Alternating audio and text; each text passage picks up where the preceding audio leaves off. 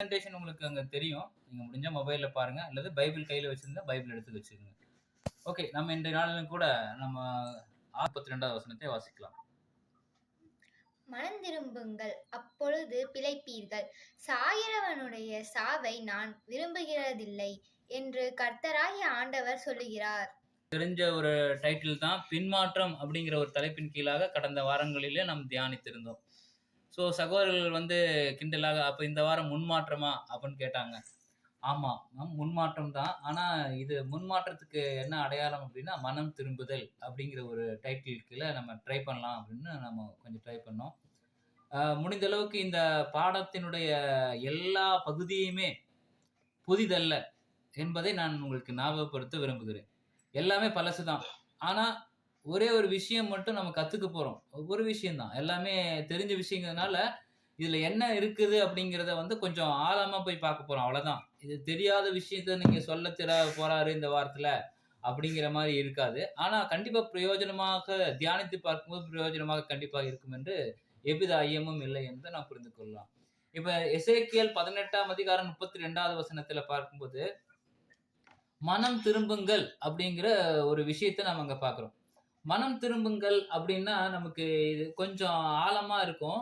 பாருங்க, அந்த வசனத்துடைய பகுதியை நம்ம வாசிக்கும்போது மனம் திரும்புங்கள், அப்பொழுது பிழைப்பீர்கள், சாகிறவனுடைய சாவை நான் விரும்புகிறதில்லை என்று கர்த்தராகிய ஆண்டவர் சொல்லுகிறார்.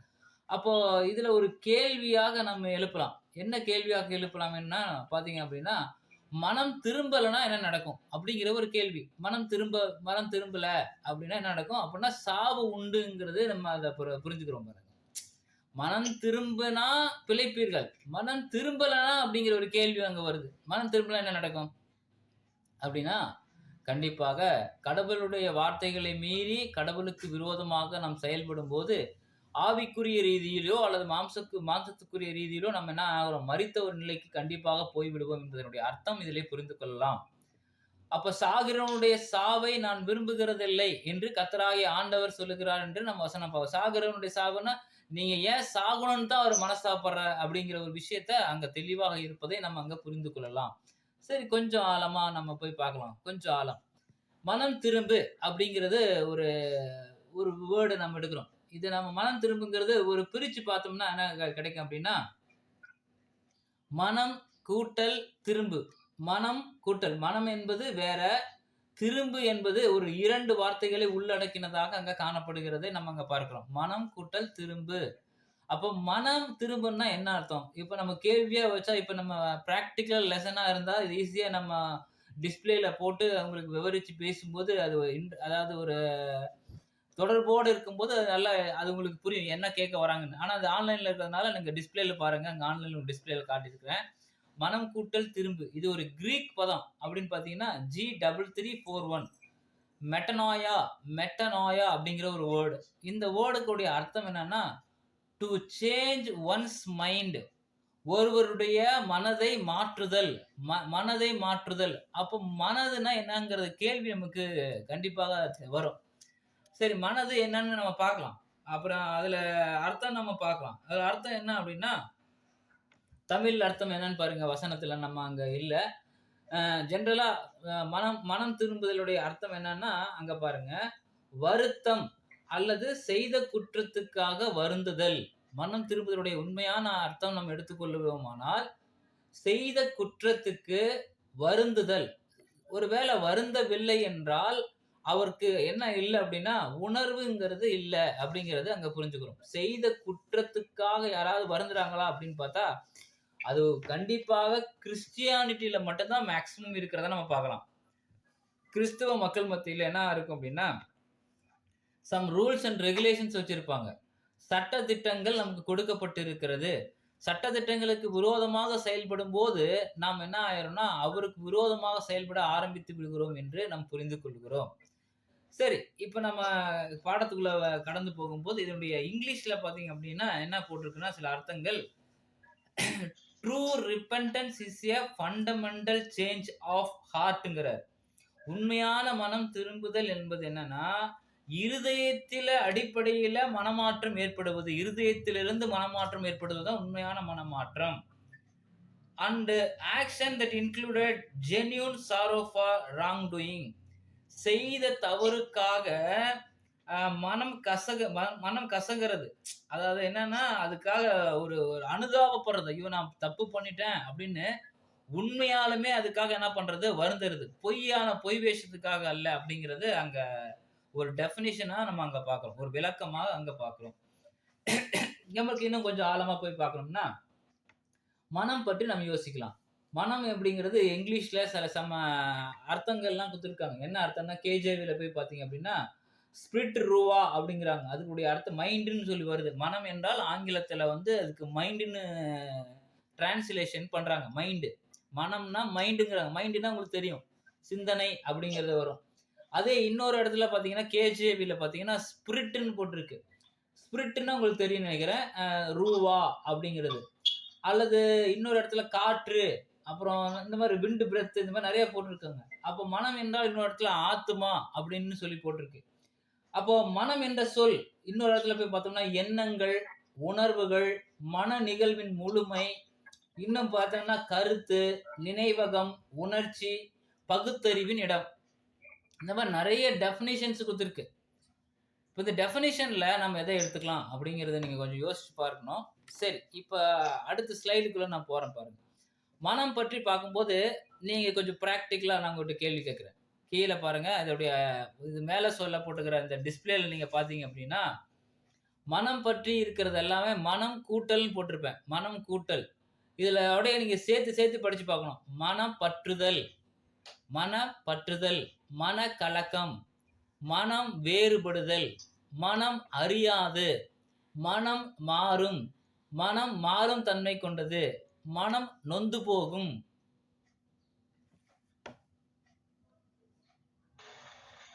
அப்புறம் மனம் வந்து நொந்து போகும், மனம் எரியும், மனம் சலிப்படையும், மனம் கூடச் செல்லும், மனம் மேட்டிமை அடையும், மனம் மயங்கும், மனம் கசந்து போகும், மனம் தேடும், மனம் நினைவு கூரும், மனம் வஞ்சிக்கப்பட்டு போகும்.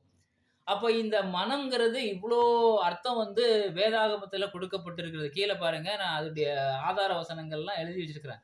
ஆதியாகமம் 34:3 இந்த மாரி எல்லாமே மேல சொல்லப்பட்ட அனைத்து விஷயமுமே வேதத்திலிருந்து எடுக்கப்பட்டது. ஒண்ணு கூட நான் சொந்தமா எழுதல. அப்போ இந்த மனம் என்று பார்க்கும்போது, மனத்துல இத்தன சேஞ்சஸ் நடக்குது. எவ்வளவு சேஞ்சஸ். கலக்கமாவுது, எனக்கு மனம் மனம் வலிக்குது, மனசு நொந்து போச்சு, மனசு கசந்து போச்சு, ஆ வஞ்சிக்கப்பட்டு போச்சு. இந்த மாரி மனம் எரியுது, என் மனசு எரியுதுன்னு சொல்லுவாங்க இல்லைங்களா? அந்த மாரி நெறைய விஷயங்கள இந்த மனத்த பத்தி பேசிட்டு இருக்காங்க. அப்பன்னா மனம்னா என்ன? அப்படிங்கிற ஒரு கேள்வி. மனம்னா என்ன? அப்படின்னு கேள்வி கேட்டா பதில் சொல்றதுக்கு இங்க நம்ம லைவ்ல இல்ல. ஸோ நானே கடந்து போயிடுறேன். அப்போ மனம்ங்கிறது ரொம்ப முக்கியமான ஒரு விஷயம். இந்த மனதுல அநேக விஷயங்கள் வந்து இது இருதயம்னு சொல்லுவாங்க, மூளைன்னு சொல்லுவாங்க, இது 2ம் சேர்ந்ததுன்னு சொல்லுவாங்க. நீங்க எத வச்சு நீங்க இந்த மனம் நீங்க சொல்றீங்க அப்படிங்கிறத நீங்க யோசிக்கவே முடியாது. ஏன்னா அநேக விஷயங்கள் இருக்குது. மனம் வந்து கசந்து போகுதுன்னா, நீங்க இருதயம் கசந்து போகுதுன்னு சொல்ல மாட்டோம். ஸோ அப்ப இருதயம்னு எடுக்கும்போது, இருதயம் ஒரு இடத்துல வர மாரி இருக்கும். மூளைன்னு ஒரு வர மாரி இருக்கும். அப்ப நம்ம எத எடுக்கிறோம் அப்படின்னு பார்க்கும்போது, ஒரு இடத்துல "என் மனம் கூட செல்லவில்லையா?" அப்படிங்கிறாரு. அப்போ கூட செல்லவில்லையாங்கிறது, அப்போ மனம் வந்து இருதயமா? மனம் இப்ப இருதயம் கூட போகுமா? அப்பனா அது மாரி நெறைய விஷயங்கள் நம்ம ஒத்துப்போகாத விஷயங்கள் இருக்கும். ஆனா, இது எல்லாமே ஒரு எத பத்தி இருக்குது அப்படின்னா, இந்த மனம் முழுக்க முழுக்க நம்ம சிந்தனைகளின் அடிப்படையிலேயே காணப்படுகிறது. எப்படின்னா, இந்த சிந்தனை கரெக்ட்டா இருக்கணும். இந்த சிந்தனை நேரிய சிந்தனையா இருக்கணும். அப்படி இல்லன்னா நம்மளுக்கு ப்ராப்ளம் ஆகும் அப்படிங்கிறத நம்ம புரிஞ்சுக்கணும். சரி, வசனம் வாசிக்கலாம். எசேக்கியேல் 18ஆம் அதிகாரம் 23வது வசனத்தை சகோதரி அங்க இருக்க சகோதரி யாராவது மாத்தி மாத்தி வாசிக்கங்க. எசேக்கியேல் துன்மார்க்கன் சாகிறது எனக்கு எவ்வளவென்றும் பிரியமோ, அவன் தன் வழிகளை விட்டு திரும்பி பிழைப்பது அல்லவோ எனக்கு பிரியம் என்று கர்த்தராகிய ஆண்டவர் சொல்லுகிறார். பாத்தீங்களா? துன்மார்க்கன் சாகிறது எனக்கு எவ்வளவேனும் பிரியமோ. அப்ப துன்மார்க்கன் என்ன ஆகணும்னா சாகணும். ஆனா, அதை காட்டிலும் அவர் என்ன பண்ணணும் கடவுள் விரும்புறாரு அப்படின்னா, அவன் தன் வழிகளை விட்டு திரும்பி பிழைப்பது அல்லவோ எனக்கு பிரியங்கிறாரு. அவன் தன் வழிகளை என்ன பண்ணிரணும், விட்டு விலகணுங்கிறாரு. திரும்பி பிழைக்கணுங்கிறாரு. அப்போ துன்மார்க்குங்கிறது என்ன அர்த்தம்? சன்மார்க்கம்னு ஒண்ணு இருந்தா, துன்மார்க்கம்னு ஒண்ணு இருக்கும். சன்மார்க்கம் என்பது என்னன்னா கடவுளை பின்பற்றி அவருடைய வார்த்தைகளுக்கு கீழ்ப்பட்டு ஒழுங்காக நடப்பது வந்து சன்மார்க்கம். துன்மார்க்கர் ஒருவேளை இருந்தாங்கன்னா அவன் தன் வழிகளை விட்டு என்ன ஆகணும், திரும்பி பிழைக்கணும் என்று கர்த்தராகிய ஆண்டவர் அங்க சொல்றத நம்ம அங்க பார்க்கிறோம். மீண்டுமாக இன்னொரு வசனத்தை நாம் வாசிக்கலாம். கர்த்தராகிய ஆண்டவர் உரைக்கிறது என்னவென்றால், நான் துன்மார்க்கனுடைய மரணத்தை விரும்பாமல் துன்மார்க்கன் தன் வழியை விட்டு திரும்பி பிழைப்பதையே விரும்புகிறேன் என்று என் ஜீவனைக் கொண்டு சொல்லுகிறேன். அப்போ எசேக்கியேல் 33ஆம் அதிகாரம் 11ஆம் வசனத்துல நாம் வாசிக்கிறத கேட்டோம். இப்போ கர்த்தராகிய ஆண்டவர் உரைக்கிறது என்னவென்றால், நான் துன்மார்க்கனுடைய மரணத்தை விரும்பாமல் அப்படிங்கிறார். மரணத்தையே அவர் விரும்புறதில்லை அப்படிங்கிறாரு. புரியுதுங்களா? அப்போ சாகிறனுடைய சாவி விரும்புறதில்ல, அவர் திரும்பி பிழைப்பதையே விரும்புகிறாரு. அப்போ நமக்கு என்ன வரணும் அப்படின்னா, ஒரு மனம் திரும்புதல் என்பது என்னன்னா, அது திரும்பி நல்வாழ்க்கையை பின்பற்ற ஒரு அடிப்படையான காரணமே தவிர வேற ஒன்றுக்கும் இல்ல. அதே போல இந்த ஒரு வசனம் கொடுக்கறதுனால தவறுக்கான பரிகாரம் நம்ம எடுத்துக்கொள்ளக்கூடாது. தவறு செஞ்சுட்டா நம்ம மனம் திரும்பிட்டா போதும் அப்படின்னு நம்ம அர்த்தம் கொண்டுட்டா, அப்போ தவறு செய்யும் போதெல்லாம் நான் மனம் திரும்பிட்டேன் பிரதர். நான் ஒரு தப்பு பண்ணேன் நேத்து, இன்னைக்கு நான் மனம் திரும்பிட்டேன். நாளைக்கு தப்பு பண்ணுவேன், மறுபடியும் நான் மனம் திரும்பிடுவேன். அப்படிங்கிற அர்த்தம் இது பொருள்படுதா அப்படிங்கிற ஒரு கேள்வி கூட நமக்கு வரும். ஆனா ஒரு விஷயம் நம்ம புரிஞ்சுக்கிறோம். இன்னொரு வசனத்தை நாம் வாசிக்கலாம் பாருங்க. யாக்கோபு 2ஆம் அதிகாரம் 13ஆம் வசனத்தை நாம் வாசிக்கலாம். ஏனென்றால் இரக்கம் செய்தவனுக்கு இரக்கம் இல்லாத நியாய தீர்ப்பு கிடைக்கும். நியாய தீர்ப்புக்கு முன்பாக இரக்கம் மேன்மை பாராட்டும். ஏனென்றால் இரக்கம் செய்யாதவனுக்கு, இரக்கம் செய்யலைன்னா என்ன அர்த்தம்? இப்ப கடவுள் வந்து ஒரு மனுஷனுக்கு, தப்பு பண்ண ஒரு மனுஷனுக்கு இரக்கம் செய்யறாருன்னு வச்சுக்கோங்க. அவருக்கு என்ன பண்றாரு ஃபர்ஸ்ட் பாருங்க. அது இரக்கம் செய்யாதவனுக்கு என்ன கிடைக்கும்? நீதி அங்க வேலை செய்து பாருங்க. ஃபர்ஸ்ட் சொல்ற பகுதி மேல் பகுதியும் கீழ் பகுதியும் 2ஆ பிரிச்சு நம்ம பார்க்கணும். மேல் பகுதி நீதி செய்யற மாதிரி இருக்கும். ஏன்னா கண்ணுக்கு கண் பல்லுக்கு பல்லும் ஏற்கனவே நம்ம தியானிச்சிருப்போம். இரக்கம் செய்யாதவனுக்கு இரக்கம் இல்லாத நியாய தீர்ப்பு கிடைக்கும். இரக்கம் செய்யலைன்னா இரக்கம் கிடைக்காது, அவ்வளவுதான். ஆனால் நியாய தீர்ப்புக்கு முன்பாக என்ன பண்ணணும்னா இரக்கம் மேன்மை பாராட்டும் அப்படிங்கிறாரு. அப்ப இன்னைக்கு நம்ம அநேகர் என்ன பண்றோம் அப்படின்னா, இரக்கம் அவர் இரக்கம் காட்டல, நானும் இரக்கம் காட்ட மாட்டேன். அவர் என்கிட்ட பேசல, நானும் பேச மாட்டேன். அவர் என்ன திட்டாரு, நானும் அவரை திட்டேன். அவர் ஒழுங்கா நடக்கல, நானும் ஒழுங்கா நடக்க மாட்டேன். அப்படி இல்லை. அவர் எப்படி இருந்தாலும் நீங்க நியாய தீர்ப்புக்கு முன்பதாக என்ன பண்ணணும் அப்படின்னா, இரக்கம் அங்க மேன்மை பாராட்ட வேண்டும் என்று யாக்கோபு தெளிவா அங்க பேசுறாரு அப்படிங்கறது நாம பார்க்கிறோம். இதே விஷயத்தை தான் எங்க பேசியிருப்பாரு அப்படின்னா, நீங்க மத்தேயு 6ஆம் அதிகாரம் 15ஆம் வசனத்தை நீங்க வாசிக்க கேட்கலாம் பாருங்க. மனுஷருடைய தப்பிதங்களை நீங்கள் அவர்களுக்கு மன்னியாதிருந்தால் உங்கள் பிதா உங்கள் தப்பிதங்களையும் மன்னியாதிருப்பார். அதேதான், அந்த சேம் வசனம் தான் அங்க போட்டிருக்கு. மனுஷருடைய தப்பிதங்களை நீங்கள் அவர்களுக்கு மன்னியாதிருந்தால் உங்கள் பிதா உங்கள் தப்பிதங்களையும் மன்னியாதிருப்பார் அப்படிங்கிறார். மத்தேயு 6ஆம் அதிகாரம் 15ஆம் வசனத்துல இதை நம்ம வாசிக்கணும் பாருங்க. அப்போ மனுஷருடைய தப்பிதங்களை நம்ம என்ன பண்ணணும்னா மன்னிக்கணும் அப்படிங்கறது தான் அங்க பாக்குறோம். அப்போ இல்ல அப்படி நீங்க ஒருவேளை மன்னிக்கலன்னா உங்கள் தப்பும் மன்னிக்கப்படாது அப்படிங்கறத அங்க வசனம் போடுது. மத்தேயு 18:35 இதே பேசிட்டு இருக்கோம். மார்க் 11:25 இதே விளக்குகிறது என்பதை நாங்க புரிஞ்சுக்கிறோம். அடுத்ததாக நான் இந்த பாடத்துல ஒரு முக்கியமான ஒரு விஷயத்துக்குள்ள வரோம். மனம் திரும்புதல். மனம் திரும்புதலுடைய முக்கியமான விஷயம் என்னன்னா, நானு திரும்பணும். எதுக்கு, எப்படி திரும்பணும்னா ஒரு பரிசுத்தமான ஒரு மனம் திரும்புதலை நாங்க அங்க கொடுக்கிறவனாக காணப்பட வேண்டும் என்று நாம் அங்க பார்க்கிறோம். சரி, இப்ப உபாகம் 30ஆம் அதிகாரம் 10ஆம் வசனத்துக்குள்ள நம்ம கடந்து வரலாம் பாருங்க. உன் தேவனாகிய கர்த்தருடைய சத்தத்திற்கு செவி கொடுத்து இந்த நியாயப்பிரமாணம் புஸ்தகத்தில் எழுதியிருக்கிற அவருடைய கற்பனைகளையும் அவருடைய கட்டளைகளையும் கை கொள்ளும் போது உன் தேவனாகிய கர்த்தரிடத்தில் உன் முழு இதயத்தோடும் உன் முழு ஆத்மாவோடும் திரும்பும் போது கர்த்தராகிய உன் பிதாக்கள் மேல் சந்தோஷமாய் இருந்தது போல உன்மேலும் உனக்கு நன்மை உண்டாக திரும்பவும் சந்தோஷமாய் இருப்பார். பாத்தீங்களா? இப்ப நம்ம என்ன கத்துக்கிறோம் அப்படின்னா, உன் தேவனாகிய கர்த்தருடைய சத்தத்திற்கு செவி கொடுத்துங்கிறாரு.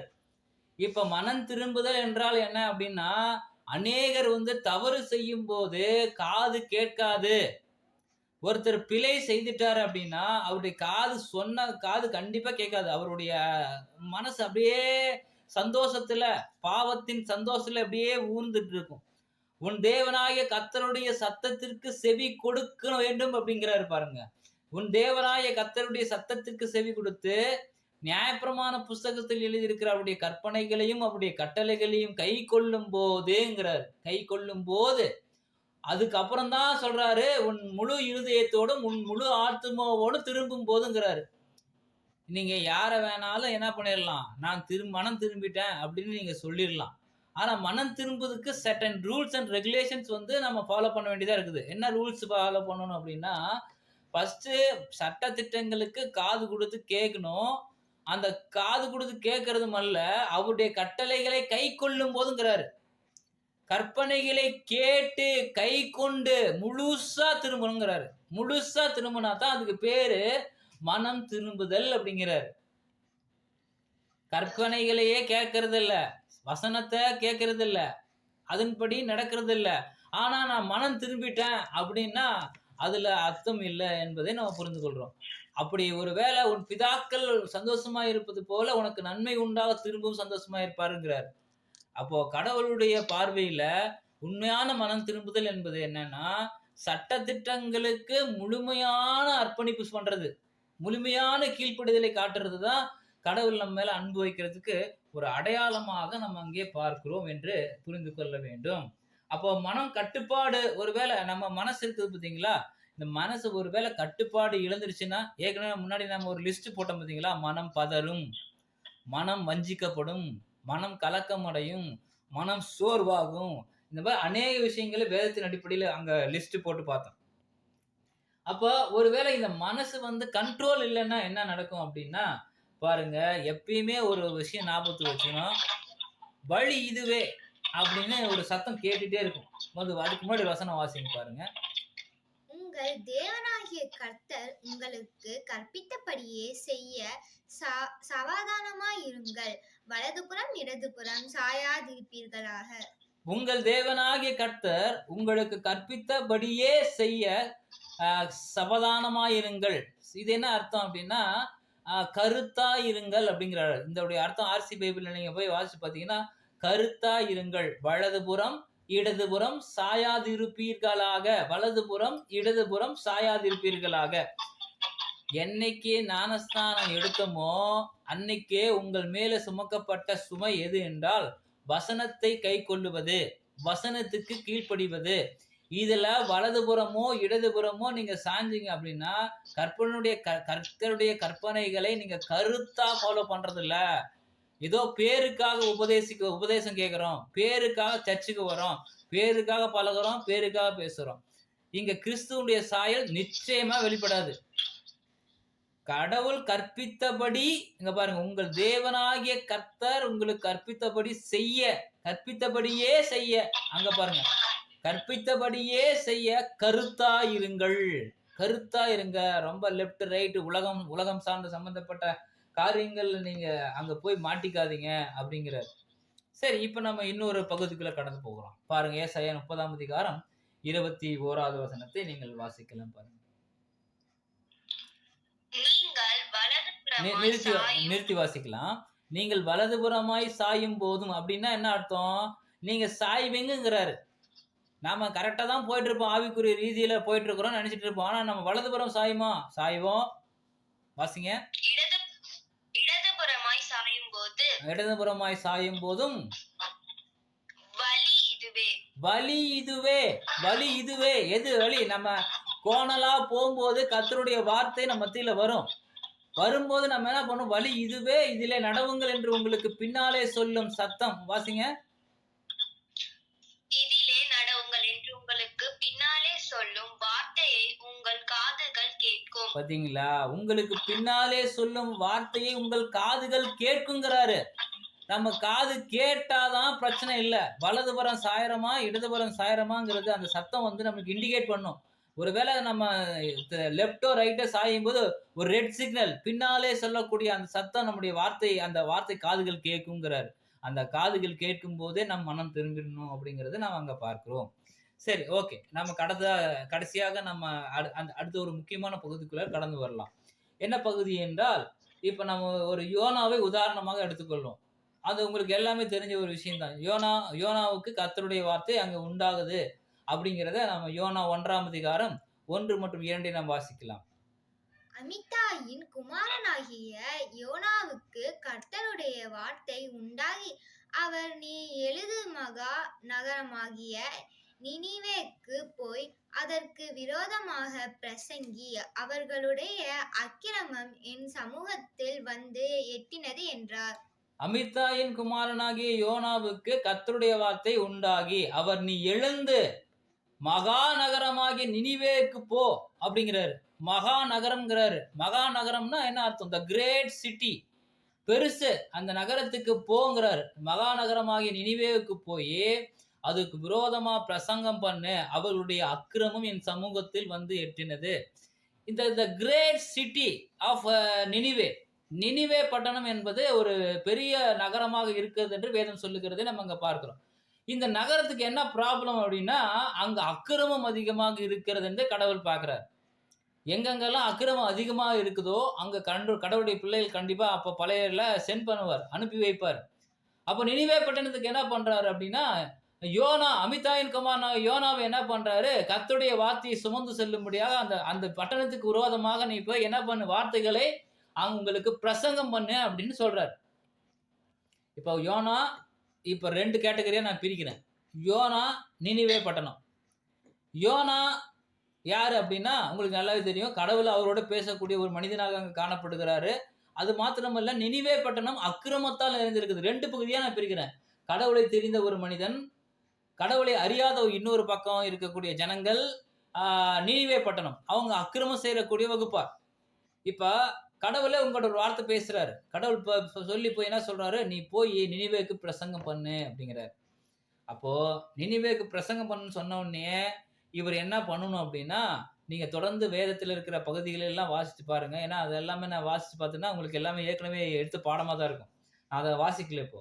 யோனா என்ன பண்ணுவாருன்னா, கடவுளுடைய வார்த்தைக்கு நேர் திசையாக போக வேண்டிய யோனா எப்படி என்ன பண்றாரு அப்படின்னா, எதிர் திசையா போக ஆரம்பிக்கிறார். எதிர் திசைன்னா என்ன அர்த்தம்?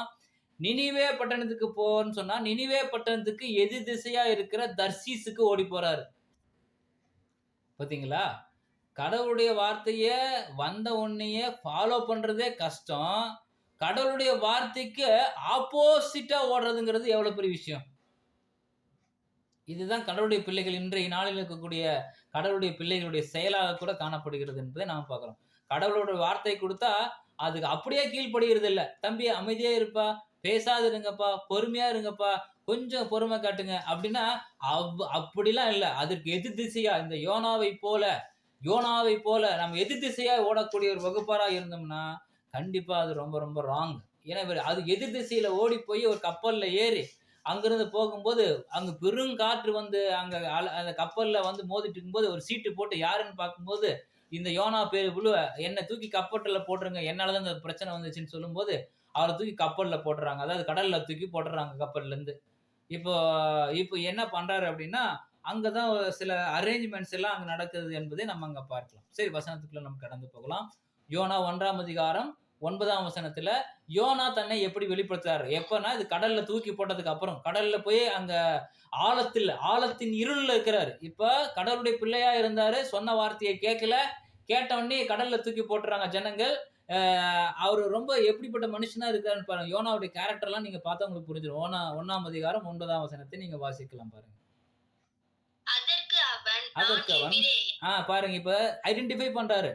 எப்படி ஐடென்டிஃபை பண்றாரு அப்படின்னா, அதற்கு யோனா தன்னை வந்து யாருன்னு காமிக்கிறாரு பாருங்க. நான் எபிரேயன் அப்படிங்கிறாரு. நான் கிறிஸ்தவன், நான் வந்து சத்தியத்துல எனக்கு A to Z தெரியும், சந்து பொந்தெல்லாம் பூந்து விளையாடுவேன், எல்லாமே எனக்கு தெரியும் அப்படிங்கிற மாதிரி ஒரு ஸ்டான்ஸ் அங்க இருக்கும். அதற்கு அவன், நான் எபிரேயன், சமுத்திரத்தையும் பூமியையும் உண்டாக்கின பரலோகத்தின் தேவனாகிய கர்த்தரிடத்தில் பயபக்தி உள்ளவன் என்றான். பாத்தீங்களா? அதற்கு அவன், நான் எபிரேயன், சமுத்திரம் தெரியும், பூமியை உண்டாக்கின பரலோகத்தின் தேவனாகிய கர்த்தரிடத்தில் பயபக்தி உள்ளவன் என்றான். இப்போ பயபக்தி உள்ளவன் செய்யற வேலையே இது. கடவுள் யாருன்னு தெரிஞ்சவர் தான் இந்த நான் எபிரேயனா இருக்கிறேன், கடவுளுடைய வார்த்தைகளை கேட்டேன், நான் பயபக்தி உள்ளவன் தான். ஆனா ஏன் அவரு ஆப்போசிட் டைரக்ஷன்ல போகணும்? ஏன் ஆப்போசிட்ல டைரக்ஷன்ல போகணும்? கொஞ்சம் யோசிக்க வேண்டிய விஷயமா இருக்குது பாருங்க. அப்போ கடவுளுடைய வார்த்தைக்கு ஆப்போசிட்டா செயல்படுறதுக்கு இந்த யோனா துணிவதுக்கு உண்டான காரணம் என்ன? அப்போ அவர் கடல்ல போட்டோடனே அங்க ஏற்கனவே கடல்ல இவர் பண்ணுவார்னு தெரிஞ்சுதான் என்ன பண்றாருன்னா, மனம் திரும்புவதற்கு ஏதுவாக அவர் என்ன பண்றாருன்னா, கடவுள் ஒரு ஆப்பர்ச்சுனிட்டி அங்க கொடுக்குறாரு. அதுக்கு தான் ஒரு வசனம் நாம் வாசிக்கிறோம். யோனா 1ஆம் அதிகாரம் 17வது வசனத்துல, ஒருவேளை நீங்க கடவுளுக்கு விரோதமாக நீங்க செயல்படும் போதும் கூட கடவுள் உங்களை விடுறதில்ல. புரியுதுங்களா? நன்மை செய்யும்படியாகவே உங்களை வச்சிருக்கிறாரு அப்படிங்கறத பார்க்கலாம். வாசிங்க. யோனா 1ஆம் அதிகாரம் 17ஆம் வசனம். யோனாவை விழுங்கும்படி ஒரு பெரிய மீனை கர்த்தர் ஆயத்தப்படுத்தியிருந்தார். யோனாவை விழுங்கும்படி ஒரு பெரிய மீனை கர்த்தர் ஆயத்தப்படுத்தி இருந்தாருன்னா என்ன அர்த்தம்? ஆயத்தப்படுத்தி இருந்தாருன்னா ஏற்கனவே இவர் என்ன பண்ணுவாரு? இவரு கடவுளுடைய பிளான்ல எந்த சேஞ்சும் இல்ல. நீ நினிவேக்கு போகணும்னா போகணும். நீ எங்க போனாலும் சரி, எதிர் திசையில போனாலும் உன் மேல கடவுள் ஏன்னா அவர் சொன்ன ஸ்டேட்மெண்ட் மீண்டுமாக நாம் வாசிக்கிறோம் பாருங்க. நான் எபிரேயன், சமுத்திரத்தையும் பூமியும் உண்டாக்கின பரலோகத்தின் தேவனாய கர்த்தரிடத்தில் பயபக்தி உள்ளவன். இந்த பயபக்தி உள்ளவன் என்ற வார்த்தைக்காகத்தான் கடவுளை வர விடல. அவன் அக்கிரமக்காரனாக இருந்தோ அநியாயக்காரனாக இருந்திருந்தால் கடவுள் இந்த யோனாவை கண்டிப்பா என்ன பண்ணிருப்பாருன்னா விட்டிருப்பாரு. ஆனா மாறாக கடவுள் என்ன பண்றாருன்னா, இந்த பயபக்தி உள்ளவன் என்ற ஒரே ஒரு பேருக்காக என்ன பண்றாரு அப்படின்னா, அவனை விடவே இல்லை. அவர் பாருங்க, கடவுள் மேல இருக்கிற பயபக்தியை தான் அவர் காப்பாத்துது. அப்பதான் அவர் என்ன பண்றாரு, ஏற்கனவே இப்படிலாம் பண்ணுவான்னு தெரிஞ்சுதான் அவர் என்ன பண்றாரு, யோனாவை விழுங்கும்படி ஒரு பெரிய மீனை கர்த்தர் ஆயத்தப்படுத்தி இருந்தார். அந்த மீன் வயிற்றிலே யோனா ராப்பகல் 3 நாள் இருந்தார். எத்தனை நாள் இருந்தாரு? 3 நாள். 3 நாள் லைட்டு, ஃபேனு, ஏசி எல்லாமே அதுக்குள்ள இருந்திருக்குமா? எப்படி இருக்கும்? அதுக்குள்ளார போனீங்கன்னா ஆசிட் மாதிரி இருக்கும். அந்த ஜெல் எல்லாம் போட்டு உள்ளார போட்டு கஷ்டத்துல இருந்திருப்பாரு. ஏன் அந்த கஷ்டத்தை கடவுள் அங்க கொடுக்குறாரு அப்படின்னா, கடவுளுடைய வார்த்தையை கேட்டிருந்தா அவர் போய் ஜென்டிலா பிரசங்கம் பண்ணிட்டு இருக்கிற வேலை தான். அவரே பாதுகாத்து எல்லாத்தையும் கொண்டு வந்திருப்பாரு. ஆனா இவரு கடவுளுடைய வார்த்தைக்கு உண்மையான பயபக்தி உள்ளவன் தான். பயபக்தி உள்ளவன். ஆனா என்ன பண்றது இல்லைன்னா, சில நேரங்கள்ல கொஞ்சம் எல்லாம் கடவுளுடைய சித்தத்தின்படி நடக்கிறதுக்கு அங்க பிளான் இல்லாம தங்களை மனம் மாற்றி வச்சுக்கிறத அங்க பாக்குறோம். அதுக்கப்புறம் சொல்றாரு பாருங்க, இப்ப அந்த மீனின் வயிற்றுக்குள்ள 3 நாள் இருக்கும்போது அவர் மைண்டுக்குள்ள எல்லாம் என்னென்னலாம் ஓடி இருக்கும், எப்படி எல்லாம் பாய்ந்திருப்பாருங்கிறது அந்த வேத வசனத்துல நீங்க பார்க்கலாம். ஆனா இதுக்கப்புறம் அவர் தன்னை யாருன்னு எக்ஸிபிட் பண்றாரு, தன்னை யாருன்னு அனலைஸ் பண்றாரு. அப்படியே அனலைஸ் பண்ணும்போது ஒரு சம்பவம் நடப்பதை அங்க பார்க்கலாம். யோனா 2ஆம் அதிகாரம் 8ஆம் வசனத்தை நீங்க வாசிக்கலாம். பொய்யான மாயையை பற்றி கொள்ளுகிறவர்கள் தங்களுக்கு வரும் கிருபையை போக்கடிக்கிறார்கள். பொய்யான மாயையை பற்றி கொள்ளுகிறவர்கள். பொய்யான மாயையை பற்றி கொள்ளுகிறவர்கள் என்ன அர்த்தம்? இந்த யோனா தன்னை என்ன பண்றாருன்னா நிதானிக்க ஆரம்பிக்கிறார். எங்க? மீனின் வயிற்றுக்குள் இருக்கும் போது தன்னை நிதானிக்க ஆரம்பிக்கிறார். உலகத்தின் மத்தியில் இருக்கும்போது அவர் பிரச்சனை இல்லை. அவர் கடவுள் தேவனுடைய பயபக்தி உள்ள ஒரு மனுஷனா இருக்கிறார். இப்ப பொய்யான மாயையை பற்றி கொள்ளுகிறவர்கள் தங்களுக்கு வரும் கிருபையை போக்கடிக்கிறார்கள்ங்கிறாரு. இன்றைக்கு நமக்கு உலகத்துல கடவுள் எவ்வளவோ வாய்ப்பு கொடுத்திருக்கிறாரு. எத்தனையோ வாய்ப்பு. இன்ன வரைக்கும் நம்ம உயிரோட இருக்கிறோம். நமக்கு கொடுக்கப்பட்ட கிருபை எங்க இருக்கு அப்படின்னு நம்ம செக் பண்ணி பார்க்கணும். கிருபையை போக்கடிக்கக்கூடிய ஒரு வகுப்பாராக இருந்தோம்னா அந்த கிருபை டெய்லி கிடைக்கும் அப்படின்னு நினைக்காதீங்க. கிருபை வரும்போது இறுக பற்றி கொள்ள வேண்டும். கிருபை கொடுத்துட்டே இருப்பாரு, நாம தப்பு செஞ்சுட்டே இருக்கலாம் அப்படின்னு நினைச்சீங்கன்னா கண்டிப்பாக அது எல்லா நாளும் அது செல்லாது அப்படின்னு புரிஞ்சுக்கிறோம். 9 வாசிக்கலாம் பாருங்க. யோனா 2ஆம் அதிகாரம் 9. இப்ப முன்னாடி பார்த்தோம் கிருபையை போக்கடிக்கிறார்கள்னு ஒரு ஸ்டேட்மெண்ட் கொடுத்தாரு. இங்க என்ன சொல்றாருன்னா யோனா நானோ வினில்ங்கிறாரு. அப்ப நான் பயபக்தி உள்ளவன், நானோ வினில். மத்தவங்க எல்லாம் கிருபையை போக்கடிக்கிறாங்க, ஆனா நானோ வினில் அப்படி இல்ல. துதியின் சத்தத்தோடு உமக்கு பலியிடுவேன். நான் பண்ணின பொருத்தனையை செலுத்துவேன். ரட்சிப்பு கர்த்தருடையது என்றான். பாத்தீங்களா? அப்பயும் கூட கடவுளுடைய விஷயத்துல கொஞ்சம் சேஞ்ச் ஆகுறாரு. என்ன சேஞ்ச் ஆகுறாரு? ரட்சிப்பு கர்த்தருடையது என்றான். யோனாவுடைய ஸ்டேட்மெண்ட் எங்கிருந்து பேசுறாரு பாரு. உளையான ஸ்டேட்ல, கார் இருள்ல மூடி இருக்கிற அந்த 3 நாளுக்குள்ளார அவரு தன்னை பத்தி பேசிட்டே வர்றாரு. ஆழத்தின் மேல் இருள் இருந்தது, இருள் என்னை மூடிக்கொண்டது அப்படின்னு நிறைய ஸ்டேட்மெண்ட் அங்க புலம்பிட்டே இருப்பாரு. அப்ப யோனா 2ஆம் அதிகாரம் 9ஆம் வசனத்துல பாருங்க, நானோ துதியின் சத்தத்தோடு. அப்ப என்ன பண்ணிருப்பாருன்னா, ஒருவேளை அந்த மீனின் வயிற்றுக்குள்ள இருந்து அந்த இருளுக்குள்ளார பாவத்தின் சேத்துக்குள்ள இருக்கும்போது ஒருவேளை அந்த துதியின் சத்தத்தோடு பலியிடும் போது அவர் பண்ணின பொருத்தனையை நான் செலுத்துவேன்னு சொல்லும்போது ரட்சிப்பு கர்த்தருடையது என்றான். அங்க ஒரு மனமாற்றம் அங்க காண்பிக்கிறாரு. ஒருவேளை அவரு கடவுளுடைய வார்த்தையை கேட்டிருக்கலாமோ, நம்ம தவறு பண்ணிட்டோமோன்னு சில ஒரு ஒரு ஒரு பின்மாற்றத்திலிருந்து ஒரு மனம் திரும்புதல் கூட அங்க இருந்திருக்கலாம் என்பதை நம்ம அங்க புரிந்து கொள்ள வாய்ப்பு ஏது. இந்த வசனம் நீங்க 2ஆம் அதிகாரம் அல்லது 1ஆம் அதிகாரம் முழுவதுமா நீங்க வாசிச்சு பார்த்தீங்கன்னா அங்க புரியும். கடைசியாக என்ன பண்றாரு அப்படின்னா 2:10 நம்ம வாசிக்கிறோம். கர்த்தர் மீனுக்கு கட்டளையிட்டார், அது யோனாவை கரையிலே கக்கிவிட்டது. அது வரைக்கும் அவருக்கு இதை வந்து 3 நாள் இருந்தாரு. அதுக்கப்புறம் அவரே வந்து வெளியே வந்துட்டாருலாம் இல்ல. மீனை ஆயத்தப்படுத்தினதும் கடவுள் தான், அந்த மீனை கக்க வைக்கிறதும் கடவுள் தான். அந்த 3 நாள் இருளில் வந்து அவருக்கு அந்த பிராக்டிஸ் அங்க கொடுக்குறாரு பாருங்க. கடவுள் வந்து ஒரு மனிதனை சரிப்படுத்துவதற்காக சில நேரங்கள்ல இருளை கூட அனுமதிப்பார். சில நேரங்கள்ல அந்த அந்த கசப்பான அனுபவங்களை கொடுக்கும்போது அது கடவுளுடைய வார்த்தைக்கு நேராக செல்றதுக்கு அது பயன்படுத்துவது ஏதுவாக இருக்குது. இப்ப கர்த்தர் மீனை தான் ஆயத்தப்படுத்தி இருந்தாரு, அதை கக்கவும் பண்றாரு. கர்த்தர் மீனுக்கு கட்டளையிட்ட பின்னாடி தான் அந்த யோனாவை என்ன பண்ணுது, கரையிலே கக்கி விட்டது. அதுவா வந்து கக்கல, தானா வந்து கக்கல.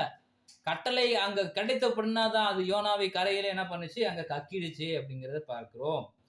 அப்போ இப்ப மனம் திரும்புதல் என்றால் என்ன அப்படிங்கிற ஒரு கேள்விக்குள்ளார வருவோம். இப்போ இந்த இடத்துல யோனாவுடைய மனமாற்றத்தை நம்ம அங்க பார்க்கிறோம். மனமாற்றம் இது பரிசுத்தவான்களுக்கு ஏற்ற மனமாற்றம்.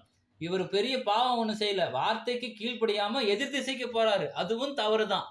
கடவுளுடைய வார்த்தை வரும்போது அதுக்கு ஆப்போசிட் டைரக்ஷன்ல நீங்க என்னைக்காவது ட்ரை பண்ணீங்க அப்படின்னா ஒரு இருள் உங்களை மூடிக்கொள்ளும். கண்டிப்பாக அது மூடிக்கொள்வது எதுக்கு அப்படின்னா, அது நீங்க ஏற்ற சூழ்நிலையில நீங்க மனம் திரும்பாத போனீங்க அப்படின்னா அது இருளிலேயே வச்சிருக்கும். கட்டளை வந்த பின்னாடி தான் அது உங்களை கக்கும் அப்படிங்கிறத நீங்க புரிந்து கொள்ள வேண்டும். அப்ப நம்ம என்ன பண்ணலாம், எனக்கு ஒன்றும் புரியல. இதுல என்ன சொல்ல வரீங்க அப்படின்னா, இந்த மனம் திரும்புதலுக்கு ஒரு உதாரணத்தை நம்ம அங்க பார்க்கலாம். மனம் திரும்புதலுக்கு ஒரு ஃபண்டமெண்டல் இருக்கு, ஒரு அடிப்படை இருக்கு. அந்த அடிப்படையில நீங்க மனம் திரும்பினீங்கன்னா தான் அது சரியான மனம் திரும்புதல்னு அர்த்தம். இல்லைன்னா நீங்க ஒருவேளை பின்மாற்றத்துக்கு ஏதுவாக நீங்க போயிட்டு உலகம் சம்பந்தப்பட்ட காரியங்கள், உலக இன்பம், உலக வாழ்க்கை, உலகத்துல நீங்க மூழ்கி போயிருந்தீங்க அப்படின்னா நீங்க வெளியே வர்றது ரொம்ப ரொம்ப கஷ்டம். அதுக்கு மனம் திரும்புதல் கடவுளுடைய வார்த்தை நம்ம மத்தியில வருது. மனம் திரும்புங்கள், நினிவே பட்டணத்துக்கு வர மாதிரி மனம் திரும்புங்கள் ஒரு வார்த்தை வந்துச்சுன்னா நம்ம என்ன பண்ணணும் அப்படின்னா, இது வசனம் நம்ம வாசிக்கிறோம். யோனா 3ஆம் அதிகாரம் 1ஆம் வசனம். 2ஆம் தரம் கர்த்தருடைய வார்த்தை யோனாவுக்கு உண்டாகி. இப்ப முதல் தரம் சொல்லும் போது அவர் கேட்கல, அப்படியே ஆப்போசிட் டைரக்ஷன்ல போயிட்டாரு. ஆனா 2ஆவது தரம் என்ன பண்றாரு அப்படின்னா, மீண்டுமாக கடவுள் என்ன பண்றாரு, மீனின் வயிற்றில வந்த பின்னாடி என்ன பண்றாருன்னா கர்த்தருடைய வார்த்தை யோனாவுக்கு அங்க உண்டாகுது என்பதை நம்ம அங்க பார்க்கிறோம். இப்போ இந்த இடத்துல நம்ம பார்க்கலாம் பாருங்க, மனம் திரும்புவதற்கான ஒரு சிறந்த உதாரணம் என்ன பண்ணணும்னா, நம்ம உண்மையாலுமே மனம் திரும்பிட்டோம் அப்படின்னா யோனா எப்படி வயிற்றுக்குள்ளார இருந்து அவர் என்ன பண்ணாருன்னா கடவுளை நம்பினாரு. பொய்யான மாயையை நான் பற்றி கொள்ளவில்லை அப்படிங்கிறாரு.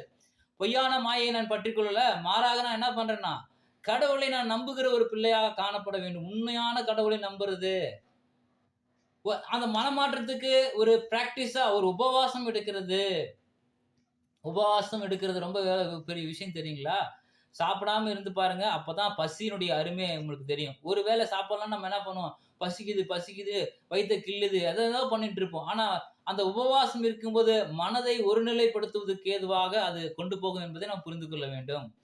ரெட்டுடுத்தி கொள்ளுதல், கடவுளுக்கு பாருங்க மனம் திரும்புதலுக்கு ஒரு உதாரணமா நம்ம பார்க்கிறோம். எங்கன்னா யோனா 3ஆம் அதிகாரம் 5 முதல் 8 வரை உள்ள வசனங்கள்ல இருக்கிற அந்த ஷார்ட் கட்டுன்னு உங்களுக்கு போட்டு காமிச்சிருக்கேன் பாருங்க.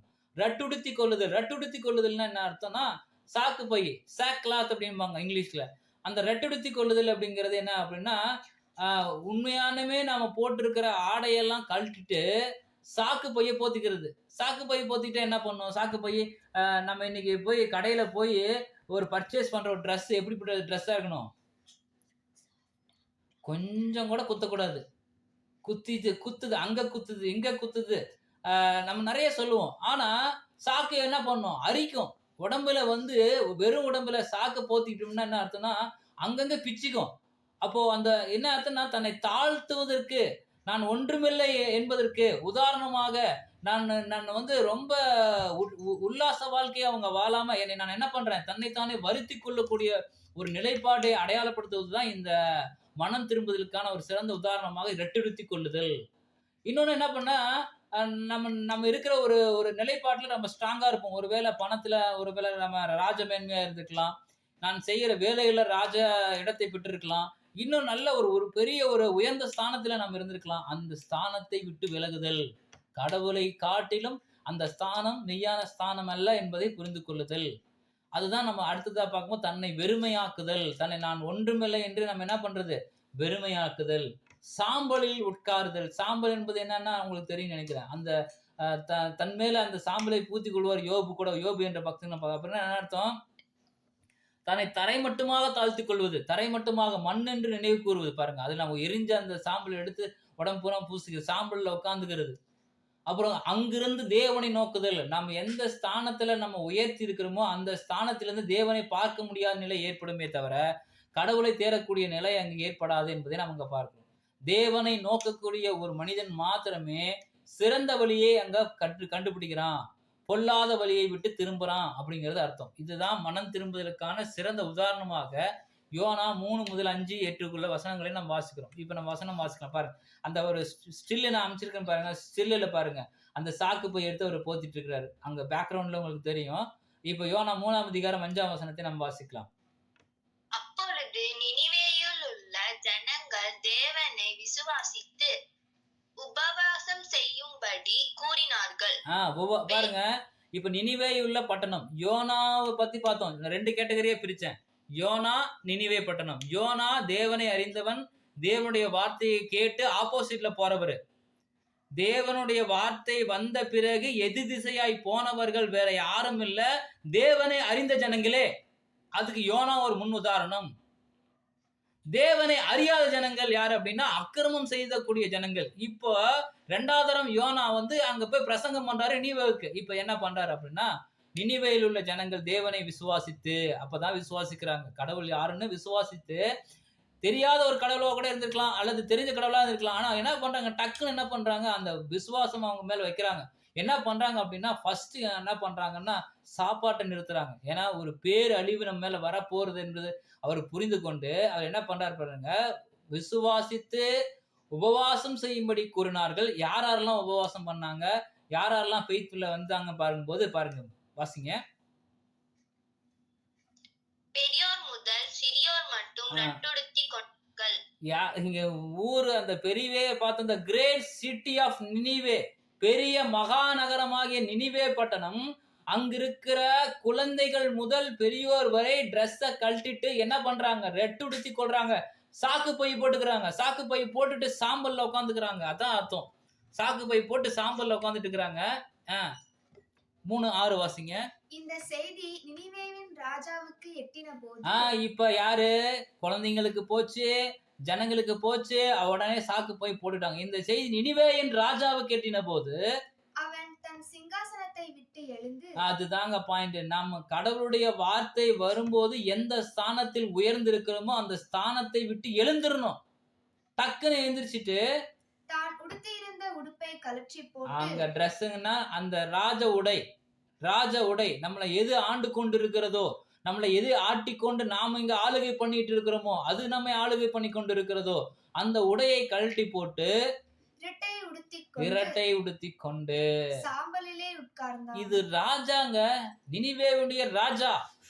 அவர் என்ன பண்றாரு அப்படின்னா ரெட்டை உடுத்தி கொண்டு சாம்பல்ல போய் உட்கார்றாரு. பாருங்க என்ன மாதிரியான ஒரு தாழ்மை அங்க காண்பிக்கிறாரு, தன்னை எப்படி வெளிப்படுத்துறாருங்கிற விஷயத்தை நம்ம அங்க புரிந்து கொள்றோம். மேலும் யோனா 3:7 பாருங்க. மேலும் ராஜா தானும் தன் பிரதானிகளும் நிர்யாணம் பண்ணின கட்டளையாக நினிவேயில் எங்கும் மனுஷரும் மிருகங்களும் மாடுகளும் ஆடுகளும் ஒன்று ருசி பார்த்திருக்கவும் மேயமாலும் தண்ணீர் குடியாமலும் இருக்கவும் போதும். இப்ப மேலும் ராஜா என்ன பண்றாருன்னா, தானும் தன் பிரதானிகளும் நிர்ணயம் பண்ணின கட்டளையாக நிர்ணயம் பண்ணிட்டாரு. ராஜா என்ன பண்றாரு, பிரதானிகளோட சேர்ந்து நிர்ணயம் பண்றாரு. நினிவேல இருக்கிற ஒரு மனுஷன், மிருகம், மாடு, ஆடு ஒன்று ருசி பாராது. சாப்பாடுங்கிற வாயில் ஒரு துளி கூட படக்கூடாதுப்பா. சாப்பாடுங்கிறது அங்க போகக்கூடாது. அது போய் தண்ணீர் அங்க என்ன மேயக்கூடாது, போய் புல்லு கூட திங்க கூடாது, தண்ணீர் குடிக்க கூடாது. இருக்கவும் என்ன பண்றாருன்னா கட்டளை அங்க பிறப்பிக்கிறாரு. இப்ப 8 வாசிங்க பாருங்க. மனுஷரும் மிருகங்களும் இரட்டினால் அப்ப என்ன ஆச்சு? மனுஷங்க மட்டுமல்ல, மிருகங்களும் சேர்த்து, ஆடு மாடு கோழி எல்லாத்துக்கும் பாருங்க, ரெட்டினால் மூடிக்கொண்டுனா சாக்கு போய். ஊர்ல போனா நினிவே பட்டணம் ஃபுல்லா சாக்கு பையில தான் ட்ரெஸ் போட்டுட்டு இருக்கிறாங்க. தேவனை நோக்கி உரத்த இப்ப சத்தமாய் கெஞ்சறாங்க. இதுதாங்க மனமாற்றத்தினுடைய உச்சக்கட்டம். ஒரு மனமாற்றத்தினுடைய உண்மையான நம்ம கடவுளை அறியாத ஜனங்களா இருந்தோம்னா பிரச்சனை இல்லை. அறிந்த ஜனங்கள் வேற, அறியாத ஜனங்கள் எப்படி மனமாற்றம் மாறாங்க பாருங்க. உரத்த சத்தமாய் கூப்பிடவும் அவரவர் தம் தம் பொல்லாத வழியையும் தம் தம் கைகளிலுள்ள கொடுமையையும் விட்டு திரும்பவும் கடவர்கள். அப்புறம் அவரவர் தம் தம் பொல்லாத வழியையும் தம் தம் கைகளிலுள்ள கொடுமையும் விட்டு திரும்பவும் கடவர்கள் அப்படிங்கிறாரு. அப்போனா என்ன அர்த்தம் அப்படின்னா, இந்த ராஜா உண்மையான மனமாற்றத்தை தான் மட்டும் காண்பிப்பதாக அல்லாமல் மாறாக தன் ஜனத்தை சரியான முறையில என்ன பண்றாரு, தாழ்த்தும்படியாக, கடவுளை நோக்கி உரத்தம் சத்தம் விடும்படியாக அங்க முன் வைக்கிறார் என்பதை நம்ம அங்க பார்க்கிறோம். அப்போ இது எவ்வளவு பெரிய விஷயம் தெரியுங்களா? சாதாரண விஷயமே இல்லை. இந்த சாதாரண விஷயத்தை பார்க்கும்போது கடவுள் எப்படி இது சாதாரண விஷயமா எடுத்துப்பாரா அப்படின்னு நம்ம சொல்ல முடியாது. ஏன்னா அவரு ரொம்ப நல்ல ஒரு கடவுளா நம்ம கிட்ட இருக்கிறாரு. எப்படிப்பட்ட நல்ல கடவுள் அப்படின்னா, அப்படியே ஒரு விஷனை பாக்குறாரு. நினிவே பட்டணத்தின் மேல ஒரு போக்கஸ் வைக்கிறார். யோனா 3ஆம் அதிகாரம் 10ஆம் வசனத்தை நீங்க வாசிச்சு பாருங்க, பொறுமையா வாசிங்க.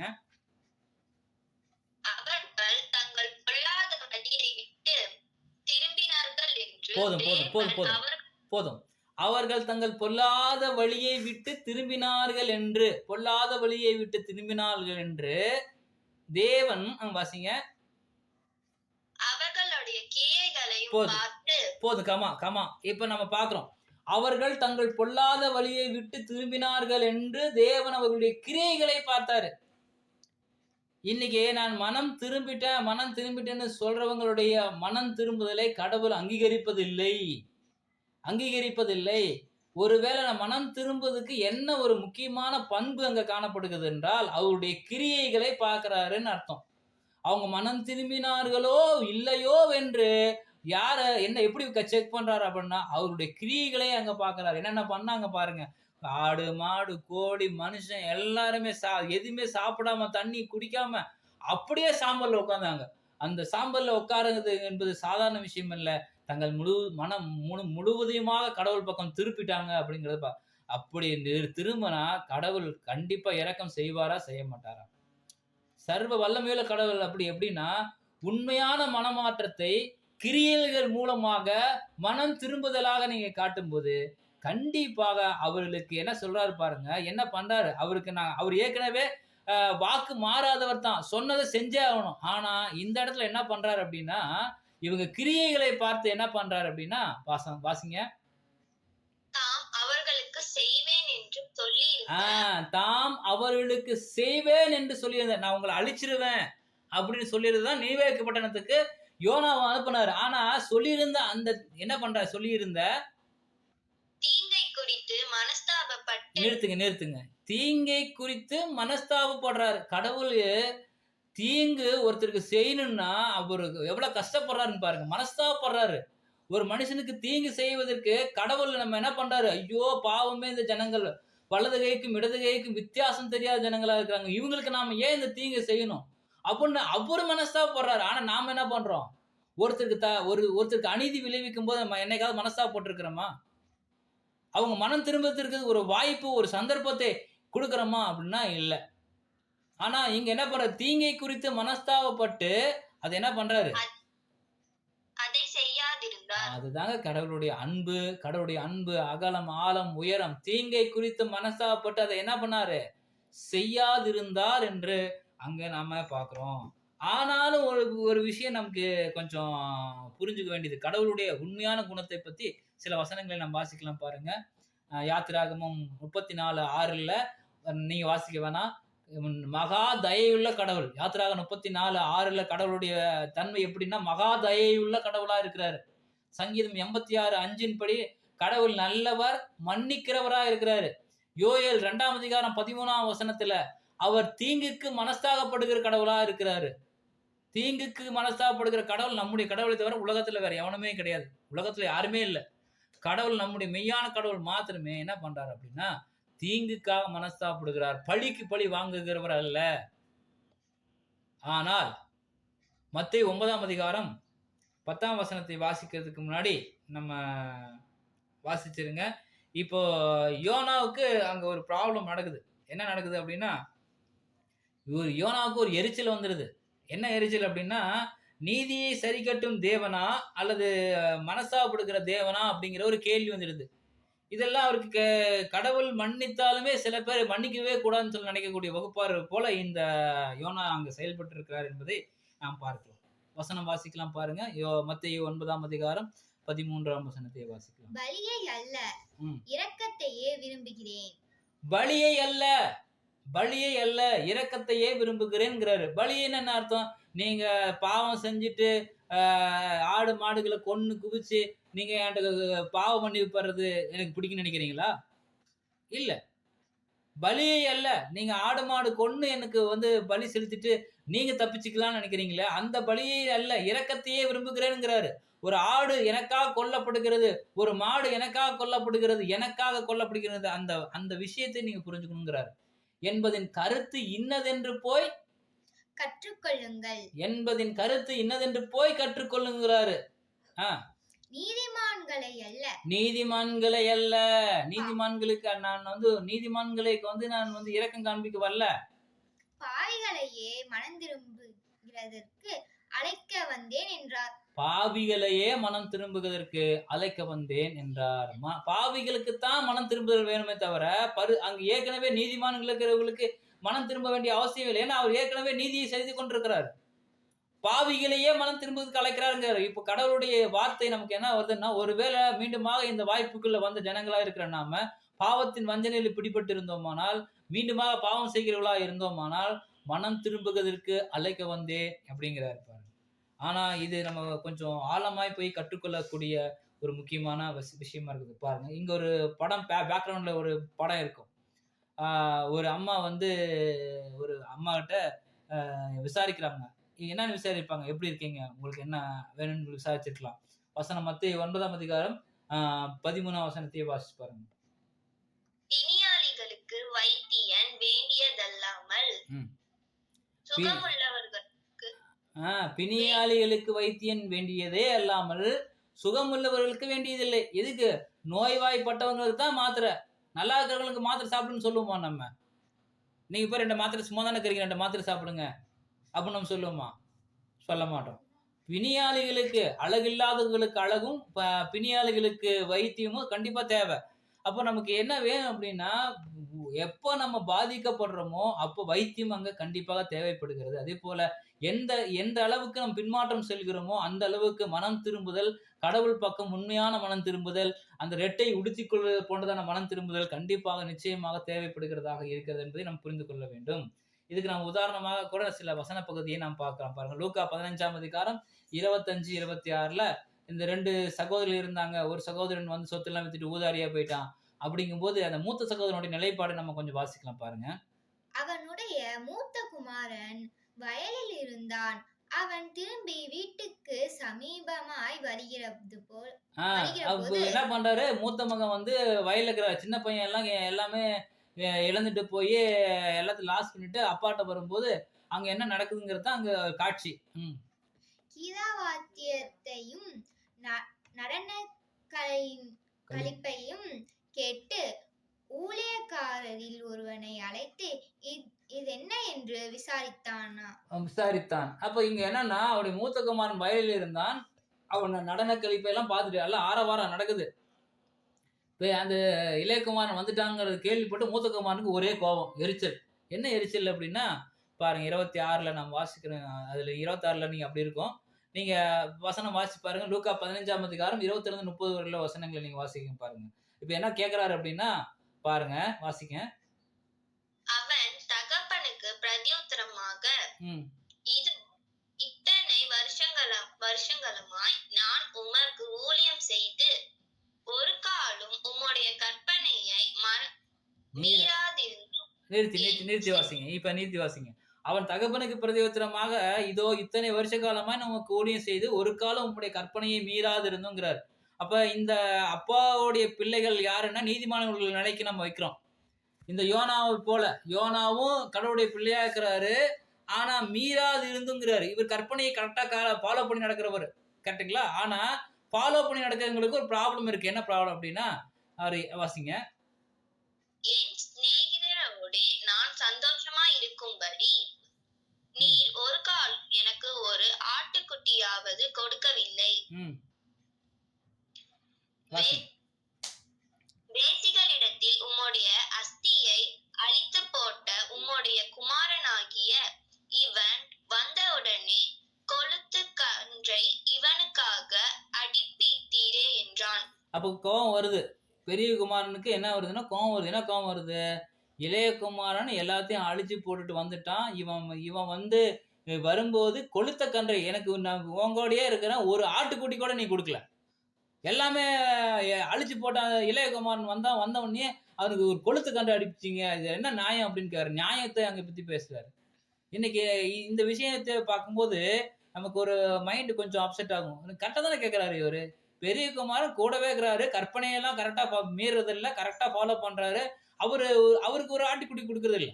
ஆனால் ஒன்றுமே இல்லாத அவர் எல்லாத்தையும் இழந்து போயிட்டு மீண்டுமாக கடவுள் பக்கம் மனம் திரும்பி வந்தால் நம்ம ஏற்றுக்கிறதா அப்படிங்கிற ஒரு கேள்வி. ஆனால் கடவுளுடைய விஷயம் பார்க்கும்போது மீண்டுமாக யோனாகிட்டே போகிறோம். யோனாகிட்ட போகும்போது அங்கே ஒரு விஷயம் நம்ம அங்கே கண்டுபிடிக்கிறோம் பாருங்க. இப்போ யோனா ஏற்கனவே சொன்ன பயபக்தி உள்ளவன், கற்பனைகளை ஃபாலோ பண்றக்கூடியவர். இப்போ கடவுள் யோனாவை பற்றி என்ன கேட்குறாரு பாருங்க. அதற்கு கர்த்தர், நீ எரிச்சலா இருக்கிறது நல்லதோ என்றார். கர்த்தர் என்ன சொல்றாரு? நீ எரிச்சலா இருக்கிறது நல்லதோ என்றார். ஏன்? பக்தி உள்ளவன், பயபக்தி உள்ளவன், கடவுளை அறிந்த ஜனமாகி இருக்கக்கூடிய யோனா எரிச்சலா இருக்கிறார். என்ன காரணம்? அவர் என்ன பண்றாருன்னு பாருங்க. அவரு போய் என்ன பண்றான்னு நீங்க கேட்டீங்கன்னா நமக்கு ஒரு மாதிரி கஷ்டமா இருக்கு பாருங்க. பின்பு யோனா நகரத்தில் இருந்து புறப்பட்டு அங்கிருந்து போறாரு. நகரத்துக்கு கிழக்கே போய் அங்கே தனக்கு ஒரு குடிசையை போட்டு நகரத்துக்கு சம்பவிக்க போகிறதை தான் பார்க்கும் மட்டும் அதன் கீழ் நிழலில் உட்கார்ந்திருந்தான். அவங்க என்ன பாருங்க மைண்டு. அவரு வந்து இந்த நினிவே பட்டணம் அழிஞ்சு நாசமா போகணும்னு நினைச்சிட்டு இருப்பாரோ என்னன்னு தெரியல. இல்ல என்ன சம்பவிக்க போகுதுன்னு சொல்லி பாக்குறாரு. நல்லதா சம்பவிக்க போறதை எப்படி பார்த்தாரோ தெரியல. ஆனா அதுக்காக வெயிட் பண்ணிட்டு இருக்கிறாருன்னு நல்லா தெரியுது. சரிங்களா? இந்த நகரத்துக்கு சம்பவிக்க போகிறதை தான் பார்க்கும் மட்டும் அதன் கீழ் நிலையில் உட்கார்ந்தார். அப்ப எரிச்சலா இருக்கிற ஒரு மனிதனுக்கு நல்ல எண்ணம் இருந்திருக்குமான்னு நினைச்சு பார்க்கும்போது கண்டிப்பா இருந்திருக்காது. அந்த என்னன்னா இப்பயே உடனே அந்த பட்டணம் அழிஞ்சு போயிடணும் ஒரு வேலை நினைச்சிருக்கலாம். ஒரு வேலை மேபி இது கடவுளுடைய பண்பா, கடவுளுடைய இரக்கமா அப்படின்னு சொல்லி பார்க்கும்போது அங்க அப்படி இல்லை இருந்ததாக நம்மளுக்கு தெரியவில்லை. அப்போ நாம பார்க்கலாம். இப்ப கடவுளுடைய குணம் என்ன? இப்ப நாம யோசிப்போம். அந்த இளையகுமாரனை பத்தி ஒரு எரிச்சல் நமக்கு உண்டாகும். எல்லாத்தையும் சொத்தை அடிச்சு போட்டு வீட்டுக்கு வந்திருக்கான், அவனை போய் வீட்டுக்குள்ள சேர்த்துக்கிறார், அவன் வெளியே துரத்தணும்னு நம்ம நினைப்போம். ஒருவேளை நல்ல சிந்தையில் நம்ம இல்லாம இருந்தா. அதே போல இந்த யோனா கூட நான் அப்பயே எதிர் திசையில போனா என்னை மீண்டுமா கூட்டுட்டு வந்து நகரத்தை அழிக்காம வச்சிருக்காரு, எனக்கு அனுப்பிச்சதே நகரத்தை அழிக்கத்தானே அப்படின்னு நினைச்சிருக்கலாம் ஒரு வேலை. ஆனா கடவுளுடைய குணம் அப்படிப்பட்டதல்ல என்பதை நாம் பார்க்கிறோம். வாசிக்கலாம். யோனா 4ஆம் அதிகாரம் 11வது வசனம். வலது கைக்கும் இடது கைக்கும் வித்தியாசம் அறியாத 120,000 பேருக்கும் அதிகமான மனுஷரும் அநேக மிருக ஜீவன்களும் இருக்கிற மகா நகரமாகிய நினிவேக்காக நான் பரிதாயமா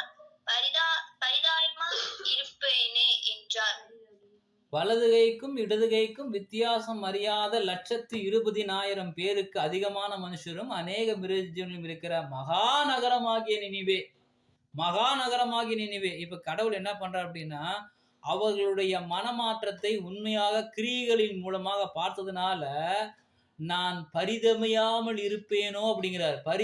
பரிதபிப்பு அப்படிங்கிறது அவங்க மேல இரக்கம் காட்டாமல் நான் இருப்பேனோங்கிறாரு.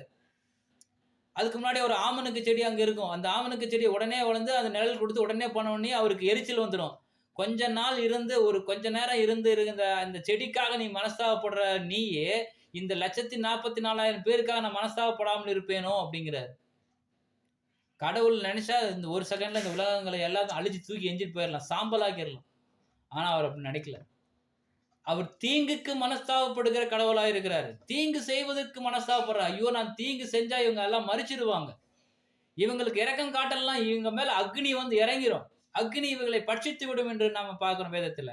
ஆனா அதுக்கு செய்யல. கடவுளுடைய எண்ணங்கள் எப்படி இருக்குதுன்னா, யாரெல்லாம் உண்மையான மனமாற்றம் காண்பிக்கிறார்களோ, தங்கள் இருதயத்தை குத்துண்டு தங்களுடைய இருதயத்தை உண்மையான மனசார அவங்க வந்து என்ன பண்றாங்க, மனம் திரும்புறாங்களோ, அவர்களுக்கு நான் பரிதபியாமல் இருப்பேனோ அப்படிங்கிறது.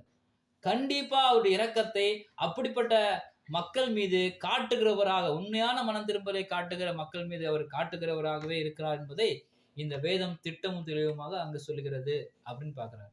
இன்னும் கூட சங்கீதம் 40:4 நாம் வாசிக்கலாம். அகங்காரிகளையும் பொய்யை சார்ந்திருக்கிறவர்களையும் நோக்காமல் கர்த்தரையே தன் நம்பிக்கையாக வைக்கிற மனுஷன் பாக்கியவான். பாத்தீங்களா? அகங்காரிகளையும் பொய்யை சார்ந்திருக்கிறவர்கள் நோக்காதீங்க. இன்னைக்கு உலகத்தினுடைய காரியங்கள்ல நமக்கு என்ன எப்படி இருக்குன்னா, எல்லாம் பொய்யை சாய்ந்திருக்கிறவர்கள் தான். இவங்க யாரும் உண்மையை சார்ந்திருக்கிற ஜனங்கள் அல்ல. ஒருவேளை இந்த உலகத்தின் மேலும் உலகத்தின் மக்கள் மீது நீங்கள் நம்பிக்கை வைத்து, அவர்கள் என்னை காப்பாற்றுவார்கள், இவர்கள் என்னை தப்புவிப்பார்கள், இந்த வீடு என்னை காப்பாற்றும், அந்த சொத்து என்னை காப்பாற்றும், இந்த மனிதர்கள் என்னோட நல்லா பேசுறாங்க, இவங்க என்ன புரிஞ்சுக்கிட்டு இவங்க என்ன காப்பாத்திடுவாங்க, அப்பா அம்மா காப்பாத்திடுவாங்க, அவங்க காப்பாத்திடுவாங்க, இவங்க காப்பாத்திடுவாங்க, நீங்க நம்பிக்கை வச்சீங்கன்னா பொய்யை சார்ந்திருக்கிறவர்களாக நீங்கள் மாறி விடுவீர்கள். உலகமே இன்னைக்கு பொய்யை சார்ந்திருக்கிற மக்களை நோக்கி பார்த்து கொண்டிருக்கிறது, எங்க எப்படி சாப்பிடலாம் அப்படின்ட்டு. ஆனா அகங்காரிகளையும் பொய்யை சார்ந்திருக்கிறவர்களையும் நீங்க நோக்காமல் கர்த்தரையே தன் நம்பிக்கையாக வகிக்கிற மனுஷன் பாக்கியவான் அப்படிங்கிறார். கடவுளை என்றைக்கு முன் வைக்க ஆரம்பிக்கிறீர்களோ அவர் கண்டிப்பாக இரக்கம் செய்ய முன்வைக்கிற கடவுளாக அங்க இருக்கிறார் என்பதை வேதம் தெளிவாக அங்க போட்டுக்கொள்கிறது என்பதை நாம பார்க்கிறோம். இன்னைக்கு நம்ம யாரை நம்பி இருக்கிறோம் என்பது ஒரு கேள்வி.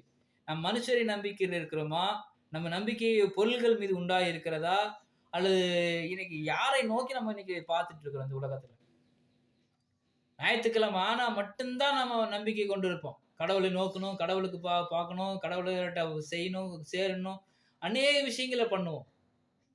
ஆனா பிற நாட்கள்ல கடவுளை தேடக்கூடிய உணர்வுகள் நமக்கு இல்லாம போவதுக்கு காரணம், கடவுள் நம்ம தீங்குக்கு அனுப்புறதில்ல. ஒருவேளை தீங்குகள் டெய்லி இருந்துச்சுன்னா நம்ம என்ன பண்ணுவோம், கடவுளை தேட ஆரம்பித்து விடுவோம் அப்படிங்கிறத பார்க்கணும். ஏசாயா 22 12 முதல் 13 வரை உள்ள வசனங்களை நீங்க வாசிக்கலாம். சேனைகளின் கர்த்தராகிய ஆண்டவர் அக்காலத்திலே அளவும் புலம்பலும் மேட்டையிடவும் ரட்டெடுத்தவும் கட்டளையிட்டார். போதும் நிறுத்துங்க. சேனைகளின்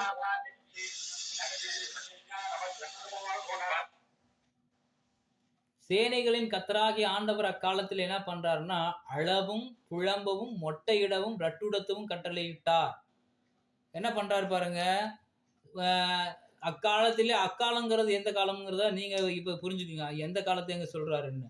அளவும் புலம்பவும் மொட்டையிடவும் ரட்டுடத்தவும் கட்டளையிட்டார். நீங்க என்ன பண்றீங்க, வாசிங்க. நீங்களோ சந்தோஷித்து களித்து ஆடும் என்ன பண்றீங்க, என்ன பண்றோம்னு பாருங்க. நீங்களோ சந்தோஷித்து கழித்து ஆடு மாடுகளை அடித்து இறைச்சியை சாப்பிட்டு திராட்சரசத்தை குடித்து புசிப்போம் குடிப்போம், நாளைக்கு சாவோம், இன்றே செல்வீர்கள் என்று சொல்வீர்கள். பாருங்க, என்ன பாருங்க, இறைச்சி நாளைக்கு என்ன பண்றாங்க. இன்னைக்கு இருக்கிற ஜனங்களுடைய முக்காவாசி 99% ஆஃப் த பீப்புள் வந்து அவங்களோட தாட் என்ன இருக்கு அப்படின்னா, நீங்களோ என்ன பண்றீங்க அப்படின்னா, சந்தோஷமா இருக்கணும், ஜாலியா இருக்கணும், ஆடு மாடுகளை எல்லாம் அடிச்சு கறி மீன் சாப்பிட்டு திராட்சை ரசம் குடிச்சு மதுபானம் குடிச்சு புசிப்போம் குடிப்போம், நாளைக்கு சாவோம், அவ்வளவுதான். நாளைக்கு நல்லா இன்னைக்கு இருக்கிறோமோ நாளைக்கு இருக்கிறோமோ இல்லையோ, இன்னைக்கு நல்லா சாப்பிட்டு சாகணும். இன்னைக்கு ஜனங்களுடைய மெயினான பிரச்சனை என்னன்னா, நெடுநாள் வாழ்வதுடைய ஆசை அவங்களுக்கு இல்லை. அவங்க என்னன்னா நல்லா சந்தோஷமா இருக்கணும், எந்த பிரச்சனையும் வந்தாலும் சரி சந்தோஷமா சாப்பிட்டு குடிச்சிட்டு நாளைக்கு நம்ம சாவோம் என்று சொல்வீர்கள் அப்படிங்கிறார். அப்போ நாம என்ன பண்ணணும், இந்த இந்த இந்த தேசம் எப்படிப்பட்ட ஒரு ஆபத்துக்குள்ளார அந்த நாள் கொடிதான காலங்களாக இருக்குது. அந்த நாள் வராதுக்கு அது மகா கொடிதான நாள் அப்படிங்கிறாரு. அது இக்கட்டும் இடுக்கமான நாள், அது மப்பும் மந்தாரமான நாள் என்று வேதம் சொல்லுகிறதை நம்ம பார்க்கிறோம். நம்ம என்ன பண்ணணும்? ரெட்டுடுத்தி சாம்பல்ல உட்காரக்கூடிய நபர்களாக காணப்பட வேண்டும். நம்மை முழு மனதோடு அங்க அர்ப்பணிக்கக்கூடிய காரியங்களுக்குள்ளார நாம் வர வேண்டும்.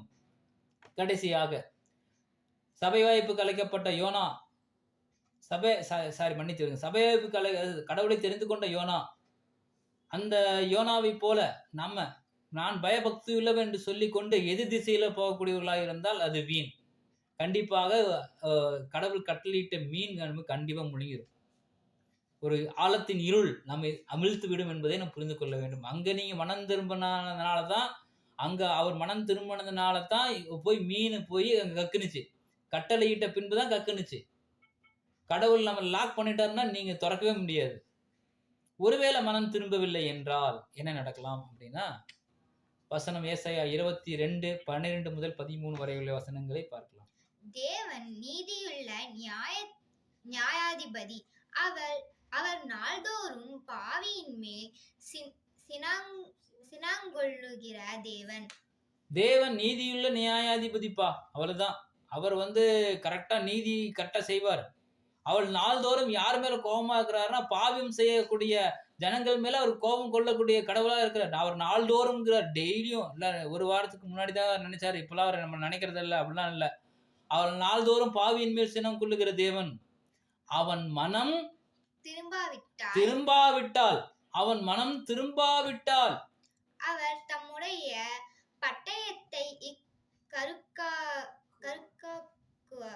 தம்முடைய பட்டயத்தை கருக்காக்குவார், கூர்மையாக்குவார். அவருடைய பட்டயம் நமக்கு கூர்மையாக்கப்பட வேண்டுமா அப்படிங்கிறது நமக்கு ஒரு கேள்வி. அப்போ மனம் திரும்புவதற்கு என்ன பண்ணணும்னா, மத்தேயு 3:8 நீங்க வாசிக்கலாம். மனம் திரும்புதலுக்கு ஏற்ற கனிகளை கொடுங்கள். மனம் திரும்புன்னா அது கனிகள் இருக்குது. நீங்க மனம் திரும்பிட்டேன் அப்படின்னா, பிரதர் நேத்து சொன்னாருங்க மனம் திரும்பிட்டாருன்னு என்கிட்ட சொன்னாருங்க. நீங்க எழுதி வச்சுக்கோங்க பிரதர், அவர் நேத்து சொல்லிட்டாரு மனம் திரும்பிட்டாருன்னு, நாளைக்கு அவர் பார்த்துடலாம் அப்படின்னா, அது மனம் திரும்புதலுக்கு சில கனிகள் அவசியமா இருக்குது. அந்த கனிகளை பார்த்து தான் அவர் மனம் திரும்பிட்டாரு அப்படிங்கிறத நம்ம புரிந்து கொள்ளலாம். அது என்ன கனிகள் அப்படிங்கிறது பார்க்கலாம். எரேமியா 7:3-7 வரை உள்ள வசனங்களை நீங்க வாசிக்கலாம். இஸ்ரவேலின் தேவனாகிய சேனைகளின் கர்த்தர் சொல்லுகிறார், உங்கள் வழிகளையும் உங்கள் கிரியைகளையும் சீர்படுத்துங்கள். போதும். இஸ்ரவேலின் தேவனாகிய சேனைகளின் கர்த்தர் சொல்லுகிறார், உங்கள் வழிகள் உங்கள் கிரியைகள். 2 விஷயம் சொல்றாரு. அந்த கனிகள் நீங்க மனம் திரும்புதுன்னு சொல்லிட்டீங்க அப்படின்னா 2 விஷயம் செய்யுங்க. உங்கள் வழிகளை செம்மைப்படுத்துங்க, உங்கள் கிரியைகளை சீர்படுத்துங்கிறார். வழிகளையும் கிரியைகளையும் நீங்க சீர்படுத்துங்கள். அப்பொழுது உங்களை இந்த ஸ்தலத்திலே குடியிருக்க பண்ணுவேன். அதுதாங்க விஷயம். என்ன விஷயம் அப்படின்னா, கடவுள் சொல்றாரு, உங்களை இந்த ஸ்தலத்துல குடியிருத்து பண்றது உங்கள் வழிகளும் உங்கள் கிரியைகளும் சீர்படுத்துங்கிறார். அப்புறம் கர்த்தரின் ஆலயம் கர்த்தரின் ஆலயம் கர்த்தரின் ஆலயம் இதுவே என்று சொல்லி பொய் வார்த்தைகளை நம்பிக்கொள்ளாதிருங்கள். பாத்தீங்களா? கர்த்தரின் ஆலயம் கர்த்தரின் ஆலயம் ஆலயம் சொல்லிட்டு இதுவே என்று சொல்லி பொய் வார்த்தைகளை நம்பிக்கொள்ளாதிருங்க. 2 விஷயம் இல்லைன்னா, நீங்க அது ஆலயமா இருந்தா எதுவா இருந்தா என்ன, அங்க கிரியும் இல்ல வழியும் இல்லைன்னா நீங்க பொய்யை நம்பிக்கொண்டு இருக்கிறீங்கன்னு அர்த்தம். மீண்டுமாக வாசிங்க பாருங்க. நீங்கள் உங்கள் வழிகளையும் உங்கள் கிரியைகளையும் நன்றாய் சீர்படுத்தி, நீங்கள் உங்கள் வழிகள் உங்கள் கிரியைகளை நன்றாய் சீர்படுத்தி, நீங்கள் மனுஷனுக்கும் உள்ள வழக்கை நியாயமாக தீர்த்து, மனுஷனுக்கும் வழக்கை எப்படி தீர்க்கணும்? நியாயமாய் தீர்த்து, பரதேசியையும் திக்கற்றவனையும் விதவையும் ஒடுக்காமலும் குற்றமில்லாத இரத்தத்தை இந்த ஸ்தலத்திலே சிந்தாமலும் உங்களுக்கு கெடுண்டா அந்நிய தேவர்களை பின்பற்றாமல் இருப்பீர்களேயாகில், அப்பொழுது நான் உங்கள் பிதாக்களுக்கும் கொடுத்த தேசமாகிய இந்த ஸ்தலத்தில் உங்களை சதாகாலமும் குடியிருக்க பண்ணுவேன். பாத்தீங்களா? அப்பொழுது நான் உங்கள் பிதாக்களுக்கு கொடுத்த தேசமாகிய இந்த ஸ்தலத்தில் உங்களை சதாகாலமும் குடியிருக்க பண்ணுவேன் அப்படிங்கிறது. அப்போ நீங்கள் உங்கள் வழிகளை உங்கள் கிரியைகள் மனம் திரும்புதலுக்கு உண்டான 2 முக்கியமான பாயிண்ட் என்னன்னா, வழிகள் மற்றும் கிரியைகள் ரெண்டையும் கடவுள் பார்க்கிறார். அப்படி பண்ணீங்களா உங்கள் தேசத்தை இங்கே குடியிருக்க பண்ணுவேன் அப்படிங்கிறார். புரியுதுங்களா? நம்ம தேசத்துல குடியிருக்க பண்றதுக்கு ஒரு முக்கியமான ஒரு விஷயம் என்னவா இருக்குதுன்னா, இன்றைக்கு நம்ம பார்க்க வேண்டிய ஒரு முக்கியமான ஒரு அறிவுரை என்ன அப்படின்னா, அதுதான் இங்க நம்ம பார்க்கிறோம். ஏசாயா எரேமியா 26ஆம் அதிகாரம் 13ஆம் வசனத்தை நீங்க வாசிக்கலாம் பாருங்க. எரேமியா 26:13. இப்பொழுது நீங்கள் உங்கள் வழிகளையும் உங்கள் கிரியைகளையும் சீர்படுத்தி உங்கள் தேவனாகிய கர்த்தருடைய சத்தத்தை கேளுங்கள். நீங்கள் உங்கள் வழிகள் உங்கள் கிரியைகளை சீர்படுத்துங்கள். மீண்டுமாக எரேமியால அதே வார்த்தையை சொல்றாரு பாருங்க. எரேமியால தெளிவா பேசுறாரு. நீங்கள் உங்கள் வழிகள் உங்கள் கிரியைகளை சீர்படுத்துங்கள். உங்கள் தேவனாய கர்த்தருடைய சத்தத்தை கேளுங்கள். வார்த்தையை கேளுங்க. வழிகள் கிரியைகள் வார்த்தையை கேட்குதல். அப்பொழுது கர்த்தர் உங்களுக்கு விரோதமாக சொன்ன தீங்குக்கு மனஸ்தாபப்படுவார். நம்ம ஒருவேளை கடவுள் நம்ம மேல தீங்கு அனுமதிச்சிருந்தாருன்னா, நீங்க முழங்கால் போட்டு வழிகளையும் உங்கள் கிரியைகளையும் சீர்படுத்துங்கள். வழிகள் கிரியைகள் இதை எப்படி ஃபாலோ பண்ணாங்க அப்படின்னா, நினிவே பட்டணத்தாருக்கு சிறந்த உதாரணம். நினிவே பட்டணத்தாரு ரெட்டுடுத்தி கொண்டாங்க, சாம்பல்ல உட்கார்ந்தாங்க, சாப்பிடல. அவங்க என்ன பண்ணாங்க, பக்காவான முறையில் அவங்க என்ன பண்ணிட்டாங்க, அவங்களது கரெக்டான வழியில கொண்டு போய் அப்பொழுது கர்த்தர் உங்களுக்கு விரோதமாய் சொன்ன தீங்குக்கு அப்பதான் மனஸ்தாபப்படுவார். 2 விஷயம் செய்யுங்க. வழிகளை சீர்படுத்துங்க, கிரிகளை சீர்படுத்துங்க, வார்த்தையை கேளுங்க. அப்ப கண்டிப்பா கடவுள் உங்களுக்கு விரோதமாய் சொன்ன ஏதாவது இருந்தா கூட அது அந்த தீங்குக்கு அவர் மனஸ்தாபப்பட்டு மனம் மாறுவார் என்பதை எரேமியா 26ஆம் அதிகாரம் 13ஆம் வசனத்தின்படி நாம் பார்க்கிறோம். சரி, மனம் திரும்பாததுக்கு என்ன காரணம் அப்படிங்கிறது நம்ம பார்த்து இந்த பாடத்தை நிறைவு செய்யலாம். மனம் திரும்பாததுக்கு என்ன காரணம்? இருதயம் கொழுத்து இருக்கிறது என்று அர்த்தம். இருதயம் ரொம்ப கொழுத்து இருக்குது. அப்படின்னா அந்த இருதயத்துல கடவுளை தவிர எல்லா காரியங்களையும் என்ன பண்ணிருக்கிறது, கொழுத்து இருக்குது. கொழுத்து இருந்துச்சுன்னா என்ன ஆகும், ரத்தம் ஓடாது. ரத்தம் ஓடனா சீக்கிரமா மரித்து விடுவார் என்பதே அர்த்தம். சரிங்களா? அது வேணாம், வாசிக்கலாம். இது மத்தேயு 13ஆம் அதிகாரம் 5ஆம் வசனத்துல இருக்குது. இதுக்குடைய டீட்டெயில்ஸ். இருதயம் கொழுத்து இருக்கிறது தவறு. காதால் மந்தமா கேட்கறது இல்லை. இதெல்லாம் ஒரு பாடமா? இதெல்லாம் ஒரு விஷயமா? நமக்கு ஏதாவது அறிவுரை கிடைக்குமா? கிடைக்காதா? காதால் மந்தமா கேட்கறது, கேட்டு மாதிரி கேட்காத மாதிரியே இருக்கிறது, மந்தமாய் கேட்குது. அப்புறம் என்ன பண்றது, கண்களை மூடிக்கொள்ளுதல். இருதயத்துல ரொம்ப கொழுத்திருந்தா காது மந்தமா கேட்டு கண்களை மூடிக்கொள்ளுதல். இது மனம் திரும்பாததுக்கான சில காரணங்களாக இருக்கிறது என்பதை பார்க்கிறோம். துர்குணம், நல்ல எண்ணங்கள் அங்கு இல்லாத இருக்கிறது, எரிச்சல் அடைகிறது. அதே போல் மனஸ்தாபப்படாமல் இருக்கிறது, செத்த கிரியைகள் இருக்கிறது. இதெல்லாம் நம்ம பார்த்தீங்கன்னா சில மனம் திரும்பாததுக்கு காரணமாக வேதம் அங்கு சொல்லுகிறதாக மத்தேயு 13ஆம் அதிகாரம் 15ல சில வசனங்களை நம்ம அங்க வாசிக்கிறோம். இறுதியாக நாம் இந்த பாடத்தை நிறைவு செய்யலாம். லூக்கா 15ஆம் அதிகாரம் 10ஆம் வசனத்தை வாசித்து நாம் முடிக்கலாம். அதுபோல மனம் திரும்புகிற ஒரே பாவியின் நிமித்தம் தேவனுடைய தூதருக்கு முன்பாக சந்தோஷம் உண்டாயிருக்கிறது என்று உங்களுக்கு சொல்லுகிறேன் என்றார். அதுபோல் மனம் திரும்புகிற ஒரே பாவியின் நிமித்தம் தேவனுடைய தூதருக்கு முன்பாக சந்தோஷம் உண்டாயிருக்கிறது என்று உங்களுக்கு சொல்லுகிறேன். அப்ப மனம் திரும்ப வேண்டியது, ஒருவேளை நாம் சத்தியத்தில் இருக்கிறோம் என்று சொல்லி தவறான பாதையில் நாம் இருந்தோமானால் நாம் மனம் திரும்ப வேண்டியது வழிகளிலும் கிரியைகளிலும் அவசியமாக காணப்படுகிறது. ஒருவேளை கடவுள் நமக்கு வைத்திருந்த தீங்கைக்காக அவர் மனஸ்தாபப்பட்டு மனம் மாற வாய்ப்பு உள்ளது என்பதை நாம் புரிந்து கொள்கிறோம். வருகிற நாட்கள் மிகவும் கொடிதான காலங்களாக இருப்பதால் தேவனுக்கு முன்பாக நாம் மனம் திரும்பி அவருக்கு உண்மையுள்ள பிள்ளைகளாய் மாற கடவுள் கிருபையும் இரக்கம் பாராட்டுவாராக. ஆமீன்.